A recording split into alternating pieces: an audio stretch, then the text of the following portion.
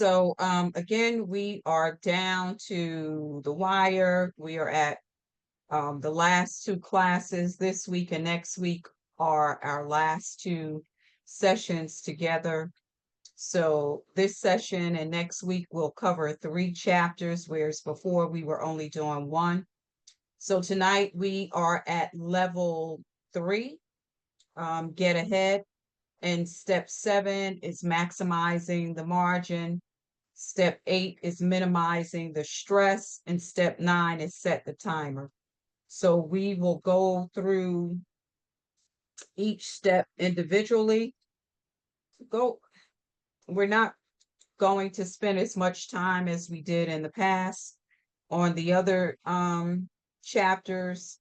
But if you have any questions or, any comments, you could always, connect with me outside of this workshop. So always like to keep the pledge in front of us for D-Free. Apply biblical principles for managing my finances. Keep my expenses below my income. Pay my bills on time. Invest in assets that grow in value. And contribute to my church and its ministries. So we're going to start with step 7, maximize the margin. And Joe, Yep. you're really the only one that's able to read because Yvonne is at work and the others didn't join Yeah. us. So Okay. it'll be between you and I. Okay. So if you could read the prayer. You got it. Mm-hmm. Dear God, I want to live the way you made me to live. Forgive me for the mistakes I have made and help me live an entire life that pleases you. Amen. And the response is, I realize that if I want something I have never had, I must do something I never done. So how does that this opening prayer and response speak to you? Um, it speaks to me the way you made me want to live. It's like, I'm trying to follow your path. And though as I take this path, I will make mistakes, but it will be mistakes that will ultimately be pleasing to you as I go through Yeah. life. Yeah. Mhm. Right. That there's some change that have to take place. The response Hmm. says, I realize that if I want something I have never had, I must do something I have never done. Like we can't keep the same financial habits thinking Hmm. that you're going to be able to save. And Joe, you're just a prime example of, making this program work for your good. Just by starting off with the Starbucks coffee. Yeah. Just having that awareness, that's the change that, you have to do. So I want to show this video that pretty much talks about the program and where we are up until this point. So let me stop sharing. Unfortunately, I could not uh, put this in the presentation the way the video is created. So let me just go and open it so that we could see the video.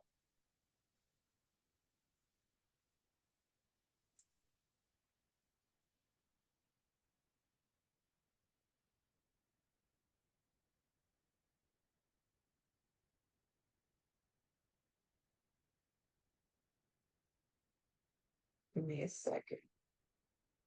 No worries.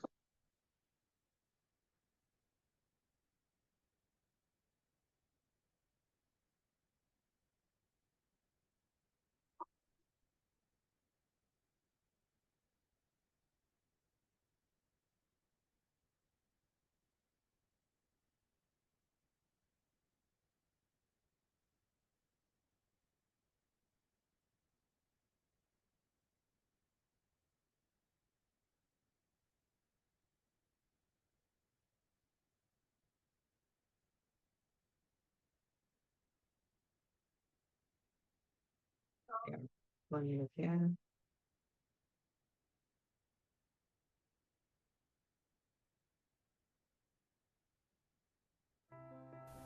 Welcome back. And by now, you know that level 1 is inspired by Luke chapter 15, the prodigal son. Level 2, get control, is inspired by Luke chapter 14, where Jesus offers common sense reminders that you have to have a budget, a spending plan. Now, level 3 is inspired by Luke chapter 16. You're starting to get the theme, right? Luke chapter 14, Luke chapter 15, Luke chapter 16. And in Luke chapter 16, Jesus tells another story about a man who worked for a very wealthy guy, and he mismanaged his business. We don't know exactly what his mismanagement involved, but he mismanaged his business, and he got fired. And he said, oh my God, I'm too proud to beg, I'm too weak to dig. And so he said, I'm going to come up with a scheme. So he went to people that owed his boss money. One guy owed him like $100 for oil. Another guy owed him $100 for wheat. And he cut a deal. He said, I'll tell you what, just give me 50. I'll take it to my boss and I'll settle your account. So his boss was so impressed that he had a strategy. Somebody say strategy. His boss was so impressed that he had a strategy. He commended him, even though he had mismanaged his resources. Jesus then gives the teaching, because as you know, after every parable, there's a lesson that's derived from the parable, and often Jesus will tell you what the lesson is. And the lesson here was this. He said, if you're not faithful over a few things, small things, who's going to put you in charge of a lot? And he uses a term that's in most translations, and the term is true riches. True riches. In other words, if we're not faithful over the little, what we could call mundane things, then who's going to put us in charge of true riches? And that's why when we talk about getting ahead, we're not talking about getting ahead simply for the purpose of showing off of how blessed and highly favored we are. We're not really talking about getting ahead to embarrass other people who are stuck and left behind. And we're certainly not talking about getting ahead to position ourselves to buy more things that we don't need to impress people that we don't even like. We're really talking about getting ahead, having a strategy, because our goal is to be managers of true riches. God doesn't really care about how much money we have. In fact, you'll read in all of our content that God has warned us not to fall in love with things. Love not the world, nor the things that are in the world. Because true riches are things that can't be bought with money. True riches are intangible blessings. True riches really point to our relationship with God. And so Jesus said, in essence, that handling money is really just practice. It's really symbolic that money is not the goal. True riches represent the goal. True riches really, ultimately, come in the form of eternal life. And our relationship with God is what creates and forms true riches. So don't be distracted and don't be tricked. Money is not our ultimate goal. I know hundreds of people who have plenty of money, but they don't have true riches. And I know hundreds of people who have true riches and don't have much money at all. And so getting ahead has to be kept in perspective. For Jesus said, no person can serve two masters. We don't want to serve money. We want money to serve us and enable us to reach our life's goals.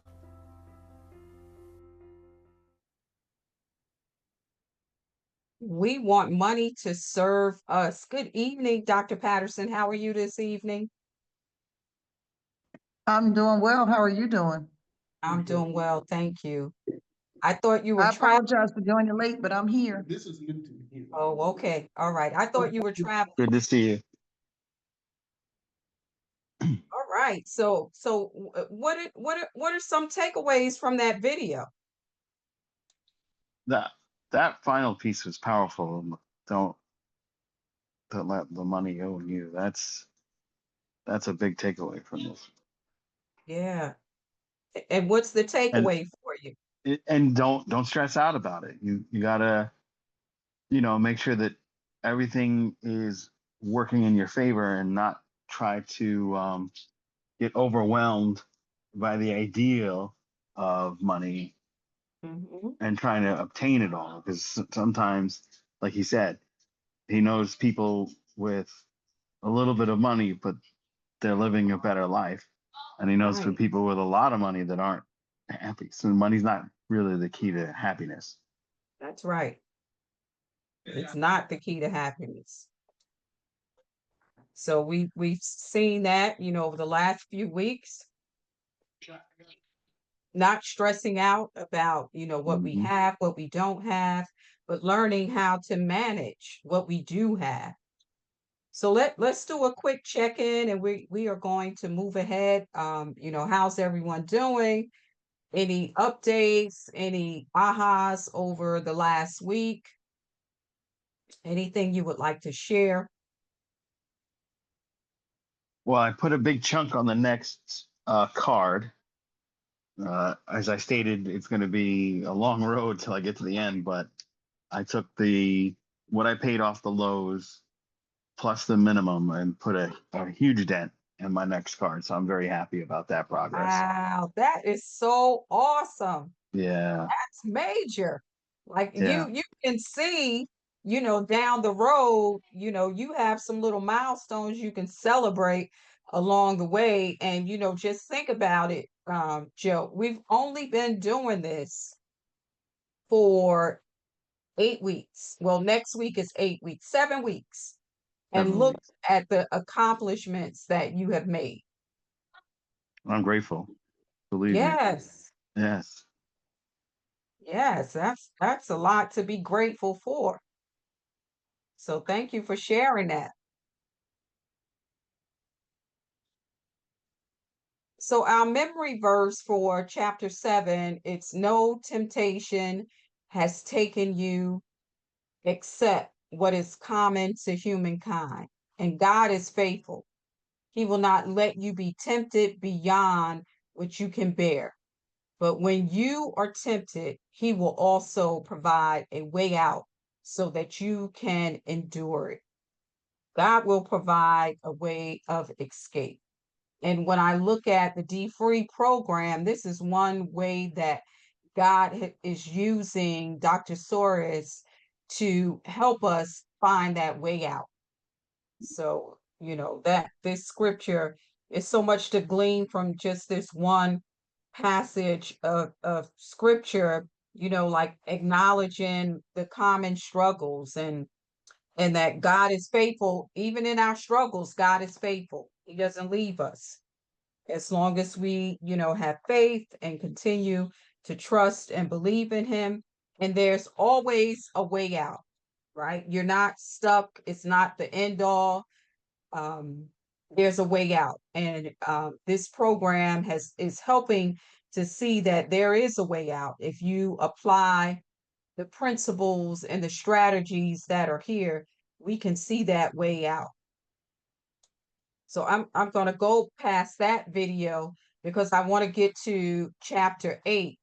But here's some money tips that and I think we talked about this early on, that one of you shared, that Dr. Patterson had shared this with the congregation, Hmm. that uh money, how long the dollar stays in the Black community. So when we spend money in the Black community, it stays for 6 hours and then it's out. That means that someone, other ethnicities or groups are coming in and taking our money and taking it outside of the community and not using it to help the community where we're spending most of our money. 17 days money stays in white communities, 20 in Jewish, and 30 in the Asian community. And a lot of our money goes to the Asian communities. What are your thoughts about this? I mean, I can see it because I grew up in Mount Vernon, New York, Hmm. and there are a lot of people that had different businesses that bought out black businesses that I remember when I was young, and a lot of them were either Jewish or white, and, and they didn't live in the town. Hmm. Whereas, you know, there was a hairdresser that we called her Pearl. That wasn't her real name, but Pearl, when I'm just going to use her as an example, when Pearl had her hairdresser shop before the Korean family took over, Pearl would go and spend her money at the fur shop and buy furs because back then Hmm. Mount Vernon had a main commerce strip. And I just remember my grandmother would go to Pearl, get her hair done, and she would spend in the community and stay. But the Asian family didn't live in the community. They took over Pearl shop. They built a nail and hair salon, and they made a lot of money. And we didn't know where they lived, Right. so I get that for sure. Yeah. So we have to watch where we spend our money.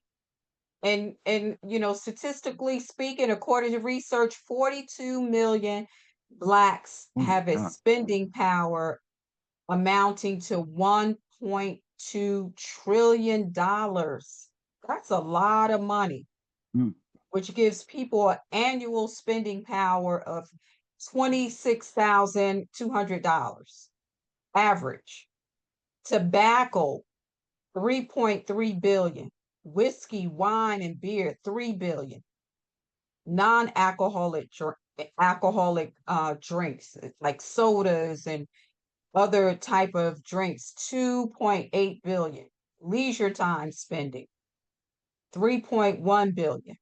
Healthcare, toys, telephone service, like this is a lot of money. Blacks account for almost 90% of overall spending in the beauty supply industry. mm. And we are the ones that are least likely to own a beauty supply shop. So Mm. that's food for thought. 90% of we're 90% of the consumer.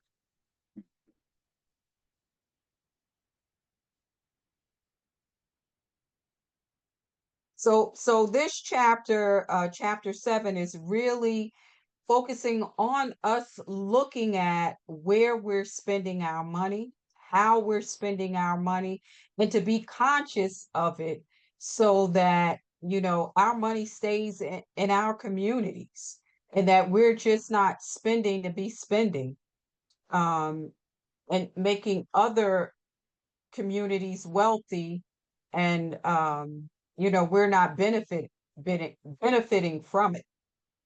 So the closing prayer for this chapter is, Lord, teach me to number my days and to be prepared as I live and prepare for the end of my days.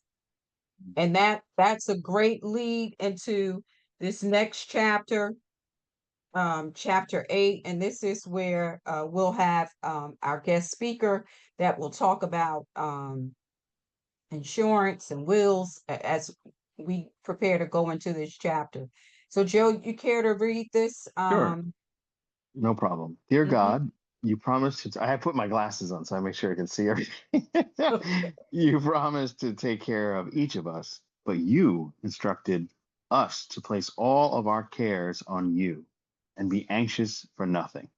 Thank you for your love and care. Direct my path to care for myself better and make decisions that minimize my own anxiety. Amen. Amen. So, whatever is worth having is worth protecting. Mhm. Whatever is worth having is worth protecting.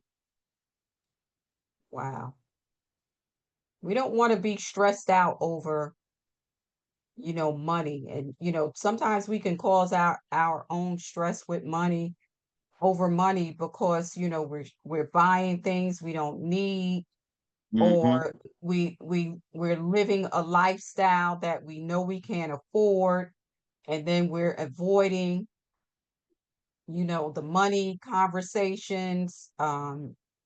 Just like when we started out, just taking the time to look at your bills, see what's coming in, what's going out, Which income was great. versus expenses, you know. So our memory verse for this chapter is, a good person leaves an inheritance for their children's children, but a sinner's wealth is stored up for the righteous. A good person. So God wants us to take time and not just spend everything that we make while we're alive, but to create wealth for future generations. So tonight we're going to look and talk about wills, estate, and legacy planning, and different types of insurance. So this evening we have Saida Smith. She's a financial professional, and she'll introduce herself when she comes on screen and share with us. But before I turn it over to her, I'd like to just play this quick video here about making choices. So please, whatever questions you may have, I encourage you to ask those questions. Let me find my video here.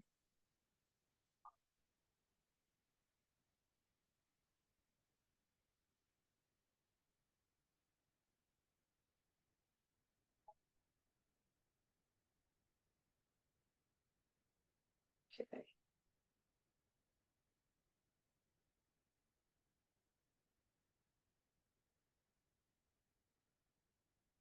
That's it. Just give me 1 second.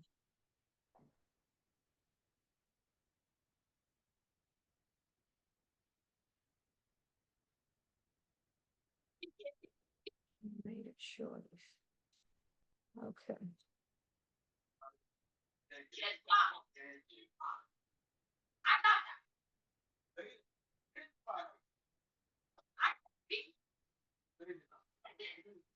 All right. Can you see my screen? Yes. In chapter 8 of this book and step 8 in our process, I begin by talking about an experience I had in high school, and it's an extensive story. And people have asked me why I included that story in the book, and the reason is simple. As a black man, I am absolutely aware of the fact that America has not been a perfect experience for our community. I know that. But I also know, as I've said, we've got two choices. I had two choices. One choice was to spend the rest of my life angry at what America did to black people. And the second choice is to continue advocating for justice, but to solve the problems that can be solved. And our financial challenges can be solved. There's no question in my mind about that, because if I can be where I am, and if I can have done what I've done, and if I can have what I have, anybody can do it, because I was so far down that it didn't appear possible for me to ever get up. And so I'm telling you not to be discouraged, not to give up. There is a future waiting for you that you, along with the help that comes from other people and with the commitments you've made through this experience, you can achieve those outcomes. And I'm telling you that with pure confidence. I've seen it happen over and over and over again. I've seen people pay up their cars that never thought they would be free of a car note. I've seen people pay off their houses who never thought they would be free of a mortgage. I've seen people pay off those student loans who never thought the student loan would leave them alone. In fact, they thought that when they died, the student loan would come to the funeral, sit with the family, go to the cemetery, and come back to the repast. Mm. And now they're free from student loans. You too can be free and be in a position to do things you never thought you would do. And you can be a blessing to your children and their children.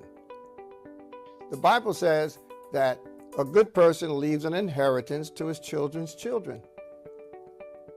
And even if you don't die wealthy, you can be insured at a level that closes the wealth gap for your children and their children. My dad died at 47 years old, but he had insurance. And so my 44-year-old mother and my 8-year-old sister were provided for by my father's insurance. When I got cancer some years ago, I took my sons to the bank to show them all of my paperwork and my insurance and my assets. And it relieved them of the fear of cancer ending my life in the foreseeable future.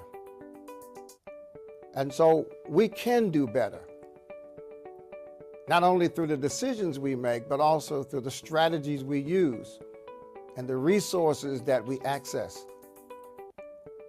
And so I want to congratulate you for paying attention, considering your options, and encourage you to take action now, especially the kind of action that can reduce, if not eliminate, all of your stress. That is a powerful clip. Mm-hmm. I just love that. And we are going to move ahead and talk about insurance. So let me share my screen again.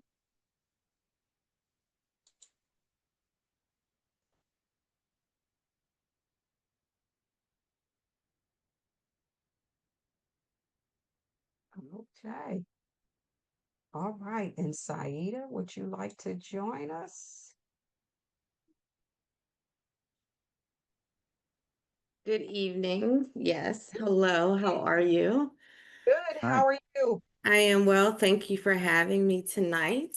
I'm excited to talk to you all about the importance of insurance and estate planning and all of the great things. So, I don't know, should I address Reverend Selena? Selena, I want to address That's people fine. appropriately.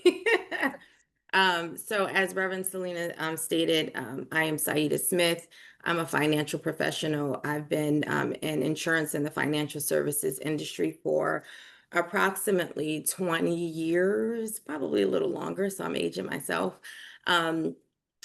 Most of my career was spent in corporate finance, mainly doing financial reporting and planning assumptions for, life insurance, annuities, and some property and casualty insurance.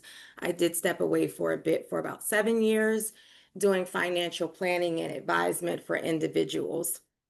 And then I was called back to corporate finance, working with investment in the investment management industry. So working with private capital, real estate, investments, and public fixed income, doing a lot of financial reporting, planning, and assumptions for that. So on my spare time, I still love to educate individuals on financial literacy. So I do spend quite a bit of my time teaching and financial education and literacy. And I just do keep a small consulting business too, if I need to consult individuals on building a financial plan. So with that being said, let's talk about, the different types of insurance and its financial impact. So one of the things I do want to point out is that, May I interrupt you? yes, We want you to come to church you want me to come where? and maybe even purchase some insurance with you. I'm sorry, I didn't hear the whole comment. I apologize. She said she would like for you to come to their church. to where people can, you could share about insurance and maybe some people purchase insurance from you. Oh, I would love that. I would love to come to the church and talk about insurance. So let me just say this, in terms of my consulting business, I do teach, and I will do financial plans and help people figure out what type of insurance that they may need. And I can direct them to the company, that will offer the life insurance. So it's not like you'll be purchasing it from me, but I can help direct you to either an agent or, an Mhm. insurance company where you can, get the life insurance. And now, quite frankly, I always say, and I will use this to the day I die, everybody doesn't need a financial planner, but everybody needs a financial plan. And part of that plan is protecting yourself and your assets, and your family. And one way you could do that is with life insurance. So with the age that we're entering of AI, it's really easy for people to go online and purchase life insurance at the click of a button. However, we do have to be careful of the scam. So I either do two things. I can either walk individuals through it where they can purchase life insurance on their own, or I can direct them to an agent or a company to help somebody walk alongside with them. But I will make sure that they are in the right hands. So I'm more than happy to come, and walk alongside with your church members and making sure that they are protected. So thank you. Um, so we'll just start with the health insurance. So health insurance, very simple. Most people get health insurance through their jobs. And if you don't, there are other avenues that, you can get health insurance. But health insurance helps cover medical expenses such as a doctor visit, hospital stays, and prescriptions.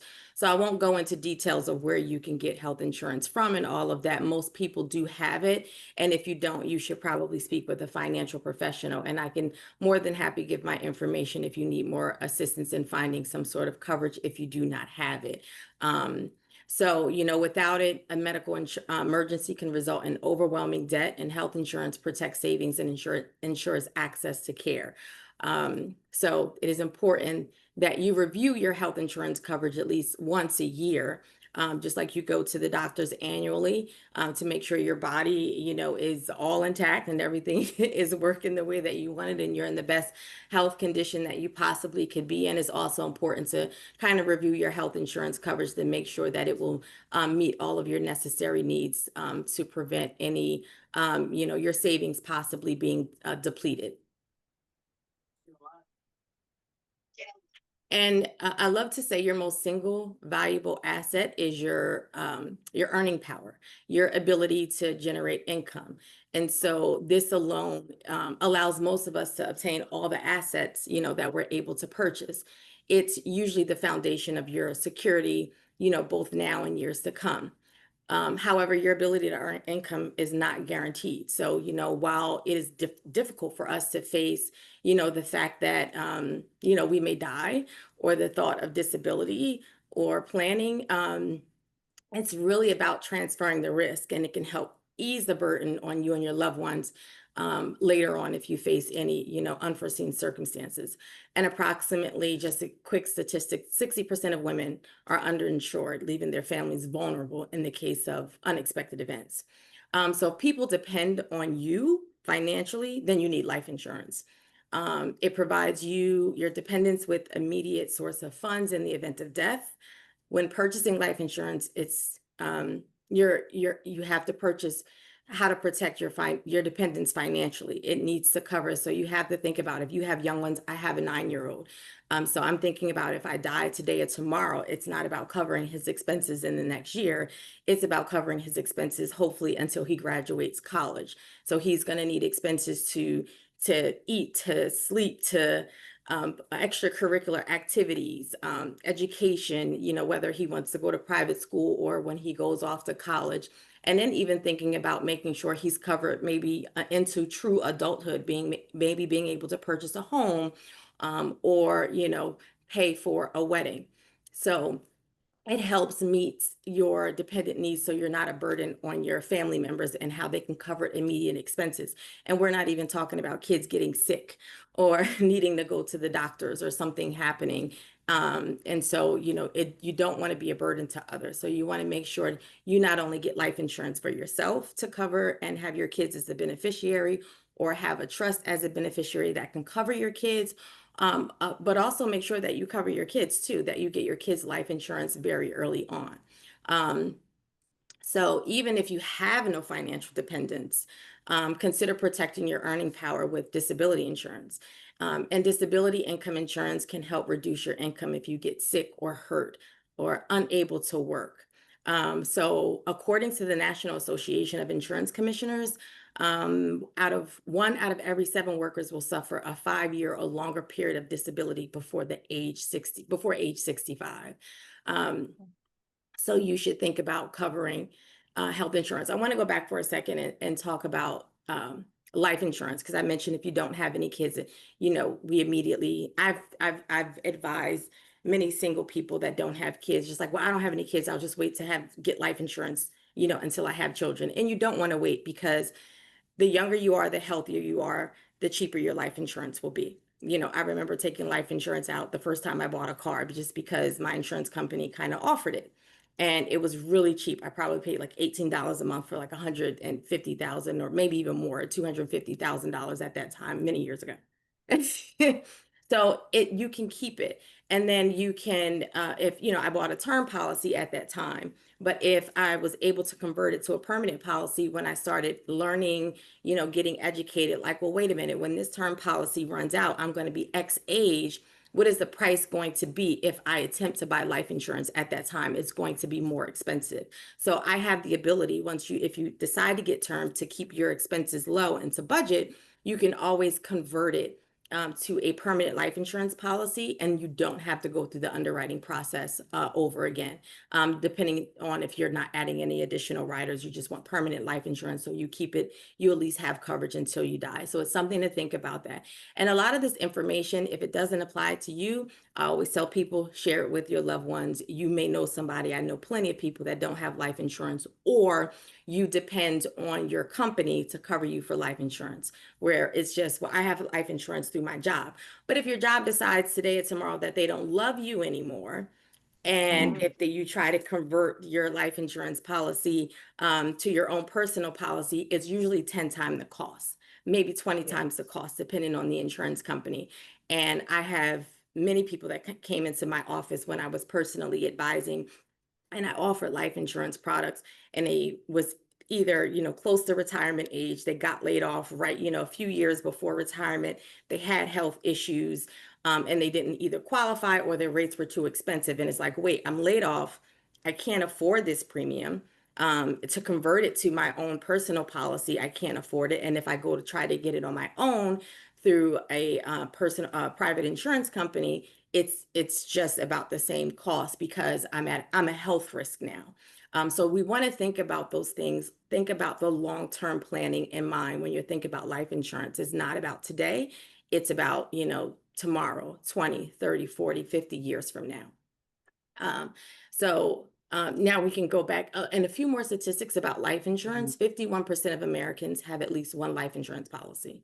I'm not suggesting that you need more than one, but your life circumstances may change. Like I said, I bought a life insurance policy, when I was 18 years old, when I bought my car. And then at the age of 25, I bought a house. So I needed to up my life insurance policy to cover my mortgage in the event something happened to me, the state doesn't take over my home.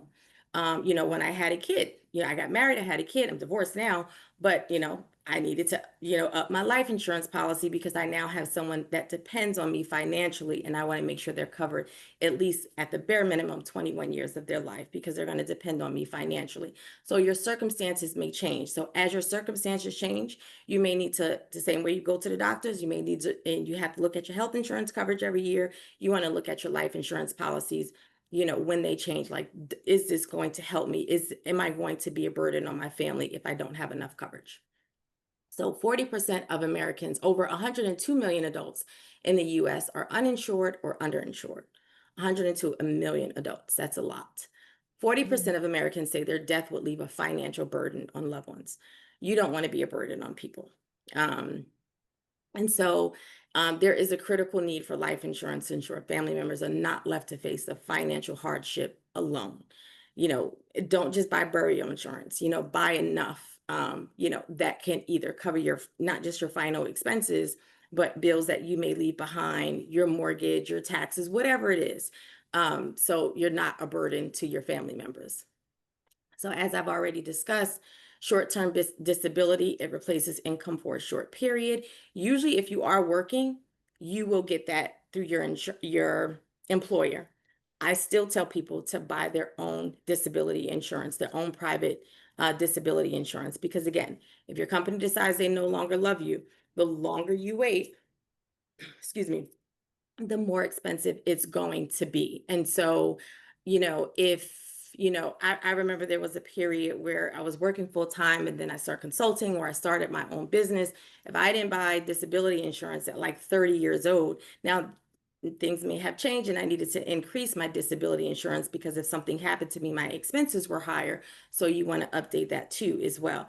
But if your company decides to lay you off, you don't want the burden. If you walk outside, I'm going to use the most dramatic, scenario possible. You walk outside the house, you get into your car and you get hit by a Mack truck and you're hospitalized for 3 to 6 months, or you got to go through physical therapy. You can't work, you can't walk. My father just had a fall October of 2023. Healthy man, retired veteran, healthy man. He walked 10,000 steps a day. He got sick after a cruise. He walked up the steps one night. I joke and tell him he was sleepwalking, and he fell 3 times. And that third fall, he injured his spine, and now he's a partial paraplegic. So thankfully, my father does have veteran benefits, VA benefits, where he's completely covered. And so with that, not just, he was retired at that time, but just imagine if he was 35 years old or 40 years old, and you have at least 25 more years to work, and you can't work anymore. I mean, he's partial paraplegic. He cannot walk at the moment. He's going through physical therapy in hopes that he can walk again. But if you're at that point, how are you going to earn an income? How are you going to pay your bills? Thankfully, he had, the veteran benefits and all of his expenses are taken care of. So he doesn't have that issue. That is a blessing. That is a miracle. But you don't know how many individuals that I consulted where an incident like that happened. And then if they don't have any family and, they don't know where to go for help. And then you're hoping that you have a village that can kind of help you apply for some sort of funding, scholarships, whatever it is, that you can get to sort of help out your daily expenses, rent, groceries, utilities, whatever it is that you can live. And of course, my mother is his savings grace, his wife. That kind of helps him out day to day and make sure, he gets all of his needs met. So you don't want to rely on your company. Get your own personal disability insurance as well, because you'll have that, in case something happens. And if you work with someone, they can kind of do an analysis to help you understand how much disability insurance you'll need. And the one thing is you don't have to, it's not like life insurance where you want to make sure you have life insurance until the day you die. Most of the time, your disability insurance will run out by the time that you're age 65. You can choose disability insurance for 2 years, or you can choose it for up to age 65, depending on where you are, because after that, then you would just collect Social Security disability, prayerfully that never goes away.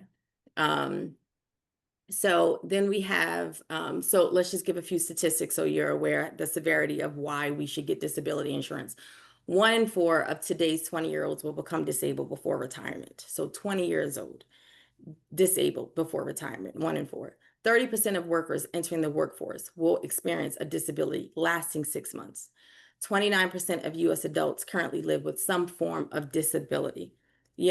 So I've seen people all the time where they just have to go out of work because they just can't function, whatever it is. And we're not always talking about a broken bone or just the most dramatic or severe scenario that I gave you, like my father, but also mental health too. We have to think about that.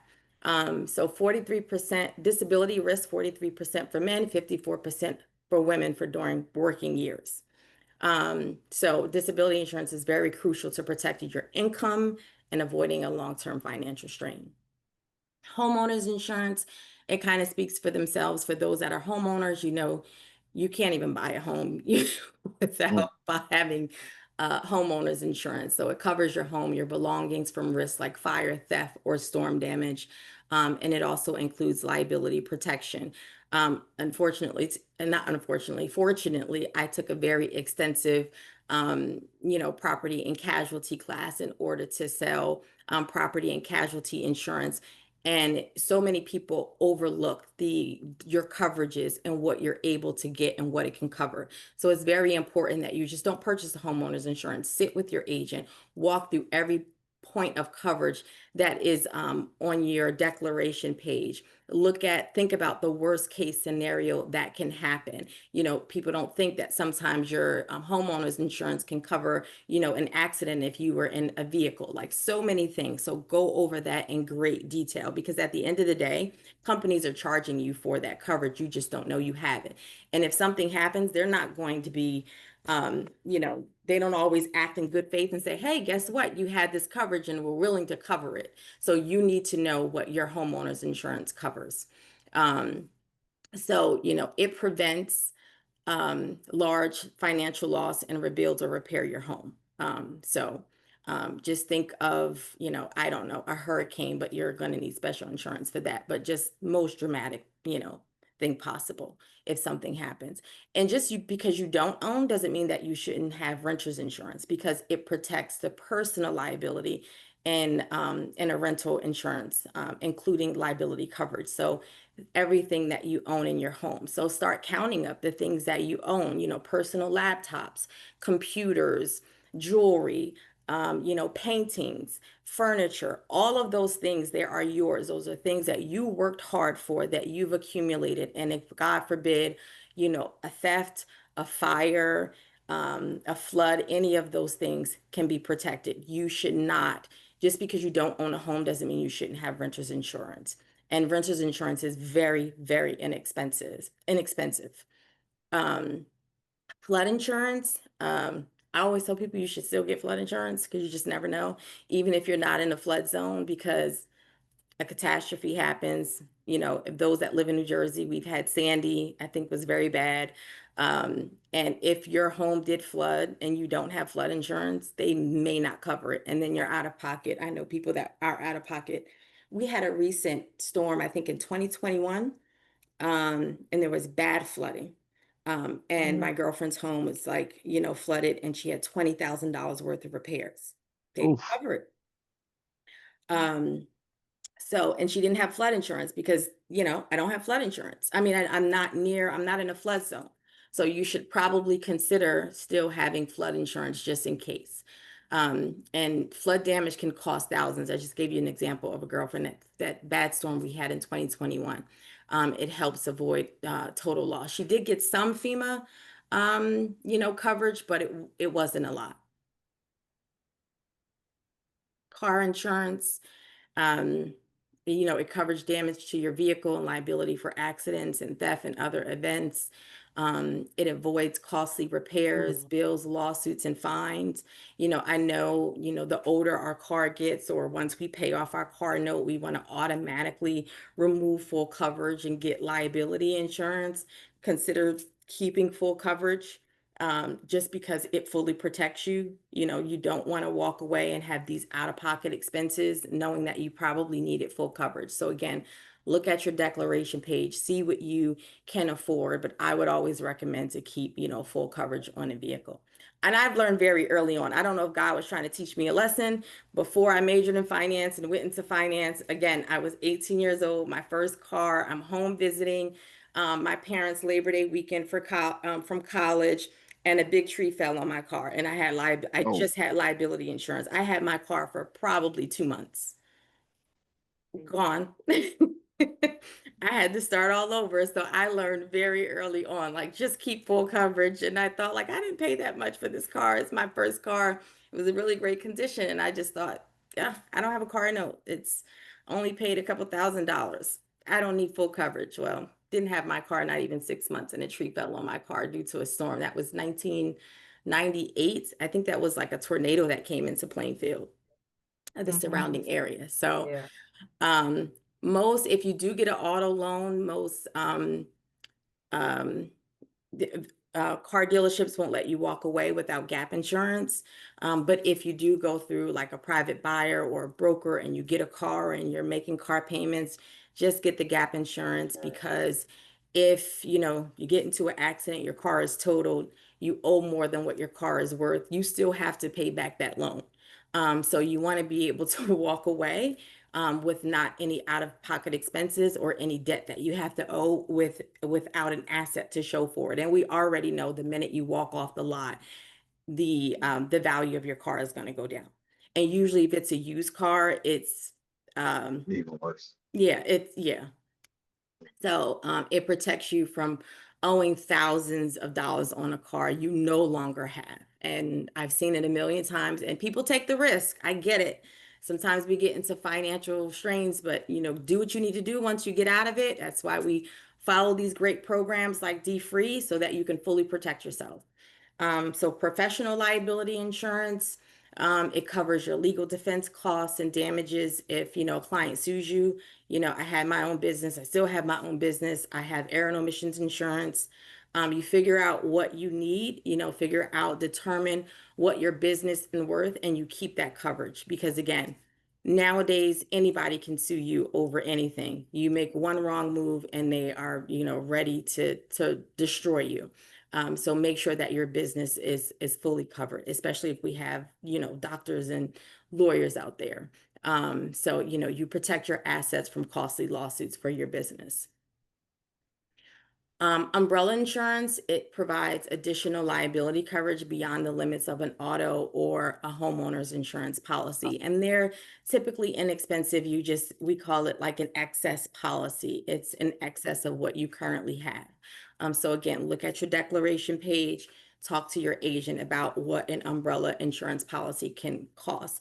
And even in an umbrella policy, you can even think about covering your laptops, your computers, your furniture, your jewelry for a very, you know, minimal cost. And it also can protect you in the event of large claims and lawsuits as well. So insurance matters. It shields from income and assets, reduces out-of-pocket risk, support long-term financial goals. And I always say it brings peace of mind. You want to be able to sleep at night. And that's the question I ask a lot of my clients. What is going to help you sleep at night? Like, first, what keeps you up at night? So when we look at all these things to protect yourself, now what's going to help you sleep at night? You know, like I like to go to sleep peacefully. I don't like to worry, but I want to make sure I'm protected. And I will go as far as, like, even if I travel, I buy all the insurance when I travel. I don't want to be out of pocket for anything. You guys are going to reimburse me just for the inconvenience of it, because you just never know. We're going to talk quickly about estate planning. Anybody have any I don't know if should I ask for questions, Reverend Selena? Any questions, comments for Saida?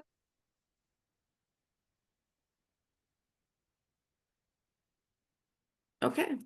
So we talked about protecting your assets, home, all the insurances that you can possibly think of. And quite honestly, it's just rule of thumb, just get all of them. You do need it. Like, everybody needs all of those insurances. And so for your estate planning, it is part of a risk management program. You know, that's part of having an estate plan. You have to think about what happens to my assets when I die. Who should get them? When should they get them? How should they get them? I think the how is very important. This is where you address such questions is if you have kids, how do I ensure my children get my assets when they're old enough to properly manage them effectively? Your estate is everything that you own in your name, and you share of anything you own with other people. Your property, your land, buildings, personal items, stamp collection, antiques, money, stocks, bonds, life insurance, they're all considered property. So you need to assess the value of your estate and what will happen in the event you die. And again, it's speaking, peace to the storm. Many of us don't like to think about death or feel like it's far off. We don't know the day, we don't know the hour. So the longer that you delay planning, my mother would always say when I was younger, Oh, you see the ugly in people when people get married and when people die. And when people don't have a will, and you're trying to figure out, you're scrambling for paperwork, who's going to get what. You have family member fighting over clothes, jewelry, let alone a house, a car, all those things. And then you have to think about, if you have children, if you have a will, what do you want to happen, or a trust? You need to develop a will, or trust. And I always say, you can go online and do these things. Like I said, you're an AI. They have online, what's that company? I'm drawing a blank. Um, Rocket Lawyer, LegalZoom, Legal Rocket Zoom. Yeah. Lawyer, all of those. Like you can, I mean, they'll direct you to an attorney, but a lot of times they have a template. You can call, pay $150, $200, less than $300, and you can get a will, you can get a trust. I'm not suggesting that you don't do that either, but depending on how complex your life is, like right now, I've been divorced for 5 years, so I want to make sure that my ex-husband doesn't inherit everything that I saved up for my son, and make sure it truly goes to my son. So I am going to sit down with an attorney, find an attorney that, find someone that can give you a referral. I have plenty of referrals for those that are in the New Jersey area, or maybe even in the tri-state area as well. You sit with them, do a consultation, look at the complexities of your life. They should ask you a very series of questions, and then they'll come up with everything that should go into your will. And they would also probably recommend a trust as well, depending, again, how complex your life is. And complexity doesn't mean it's a bad thing, it just means that you just have more to lose. So the value of your estate is computed usually after you die. And we have very famous people in this world that didn't have a will. One that comes to mind is like Prince.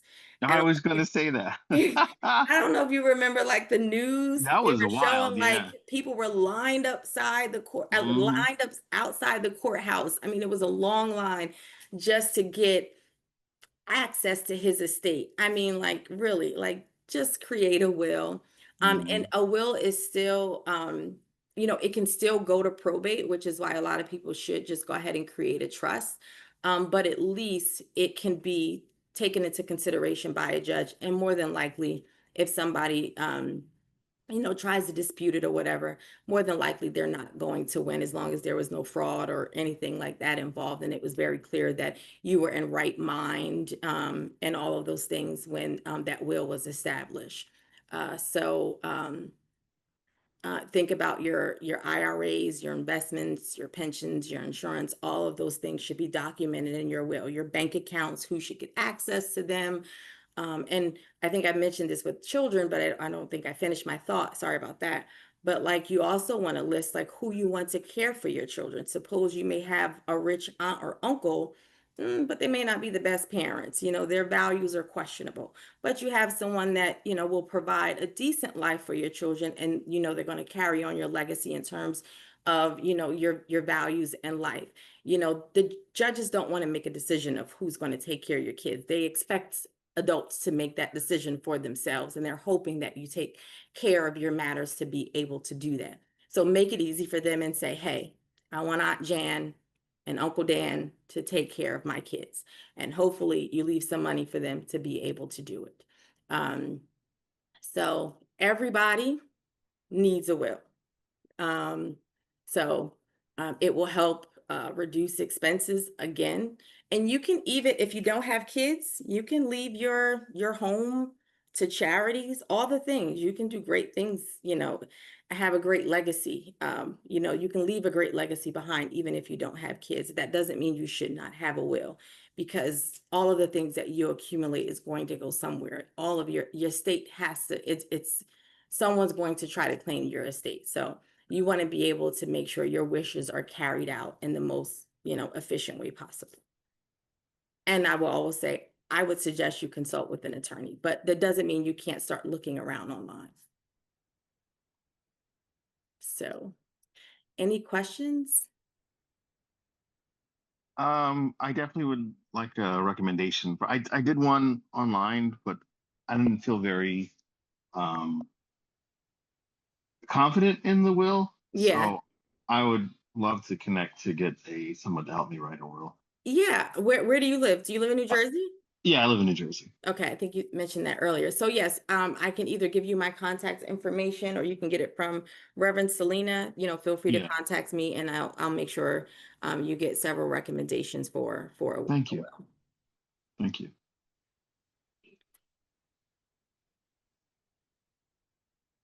Yeah, I And live up on the Palisade, so I asked about flood insurance. I used to own a home in New York, mhm, and we didn't live near any water, so we didn't have flood insurance. And then we got one of those storms, and it turned out this is what people don't realize because there's so much water underneath.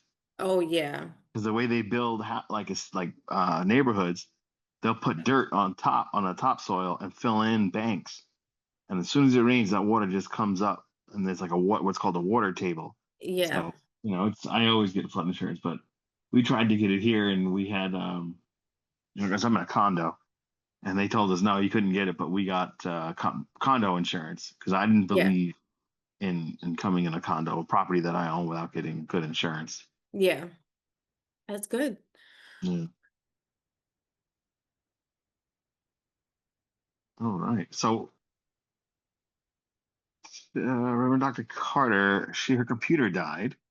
Oh, So I am seeing she sent me an email. Let me just open that. Hi, sorry, computer died. Trying to log back in now. Okay.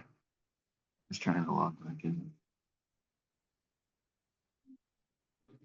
Would you say a lot of people are more um, waking up to the idea of getting insurance and being insured? Because I had not a relative, he was like my godfather growing up, and he was a multimillionaire, and you would think he would have his estate plan, but he didn't. So now the state's taking $5 million from his housing because he owns several properties and stocks because he had a multi-million-dollar IRA. ooh. Yeah. Oh, that And like hurt. part of me was like, maybe I should just throw myself on there. Everything should go to Joe. But I knew like it wouldn't have been, I don't want to get in trouble. So I said, you know what? The Lord said, don't do that. Don't get involved. Just, So is tell it him. is it still in is it still in probate? Oh yeah. They contacted his cousins because they went to next of kin since there was no successor. Yeah. And they text me every now and then because the gentleman is about 80 years old now. That's the Oh. cousin. So they're all older. And basically they were like, we can use $5 million. I was like, I'm sure. Yeah. But then they're gonna have to also I mean, Yep. you, you That's what's know, happening. Because like the state basically stole all the properties and then the lawyer charged for the services. And then the estate, there's like a person appointed something or rather. I can't a remember the name. guardian or something like that. No, it wasn't a guardian. It was like a state appointed attorney that Okay. kind of managed the estate, and then he got a They get cut. their fee. Yep. Everybody Yeah, gets the and he fee. got a cut. Yeah, so they said it's down to like 1 point something million, and I was like, "Whoa!" If she called complaining, I'm like, "Well, it's still money you walked into. Like, don't Yeah, get." but you But it just still see hasn't been how settled. the state they're going to take their money, right? Yeah. And so if you don't take care of your affairs, it's like you're giving away Mm-hmm. everything that you earn that could go, back to your family and can do good. So, I Yeah. mean, yeah, so from my experience, I will say as long as you give people the information, sometimes people don't know what they don't know, you know. Yeah. And he probably thought like I have millions, I don't have anything to worry about, not thinking Mm-hmm. about this is Reverend Carter calling me. Hold on. Mm-hmm. Hi, Reverend Carter. I am. Oh, okay. Yep.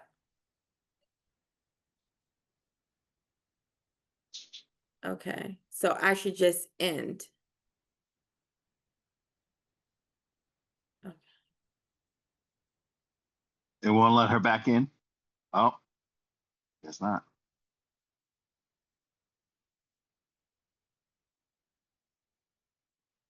So I'm hoping I have to edit this out.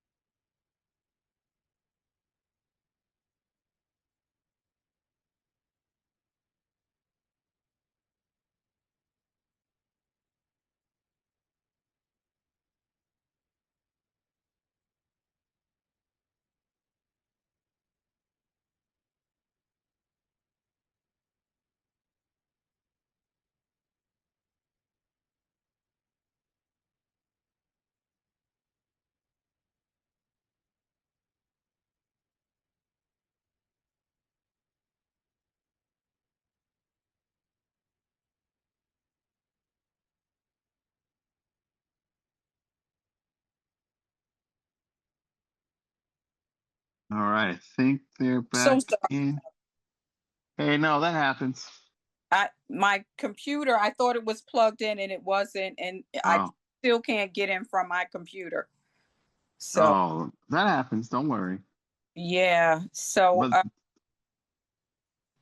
was there any questions for Saida? we were discussing about planning. I'm going to contact her to get a will. Is that Awesome. something? I don't really feel confident in what I built on the Rocket Zoom, so I'd rather speak to a proper attorney, especially now because certain things have changed in my life. Okay. All right. Well, that's good. I'm still going to try to get in because we had just a little bit more to finish. Mm-hmm. Mm. Were there any other questions? That's your email. Let me try one. It's really weird. It's not letting me back in.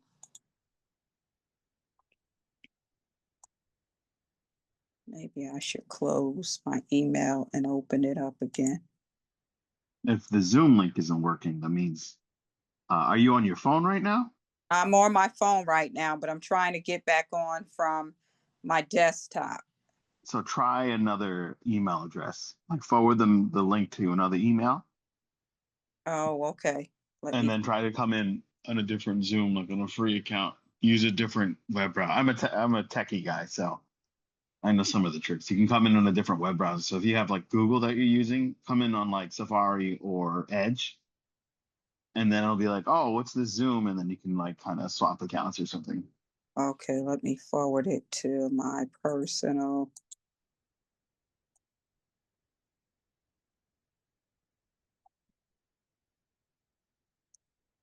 Yeah, I think the email account must have gotten home.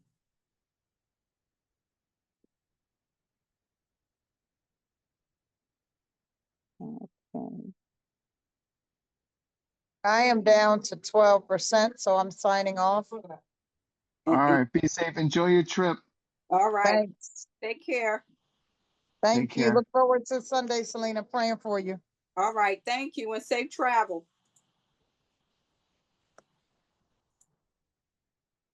Okay, let me try it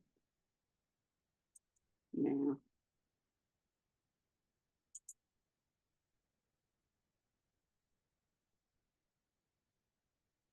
Nope, still not open.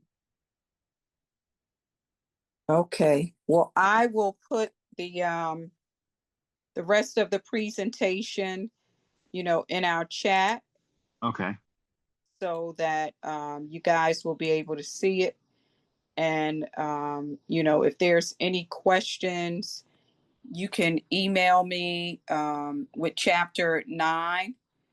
Uh, Let me just look really quick to see what was left on chapter 9. I had a couple of videos to play for you guys, and we were talking about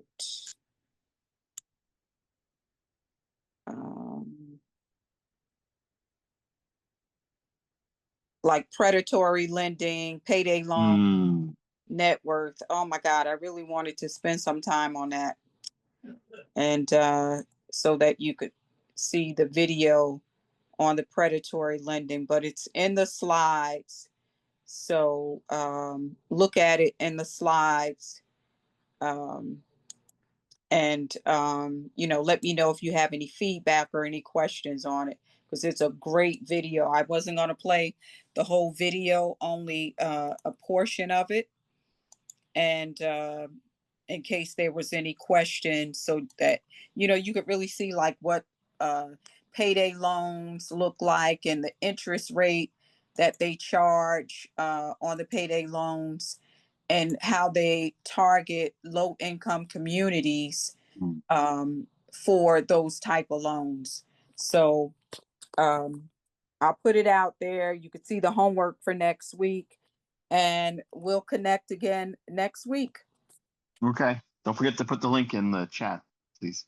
Yes, well, in the chat, the link. Oh, to to Or the you can, if you email me, I can email everybody else. okay, I'll do I'll do that. that. Okay. All right. Awesome. Thank you so much. And thank you that was a great guest. There was a lot of great information. I really appreciate it. I'm glad you were able to glean from it.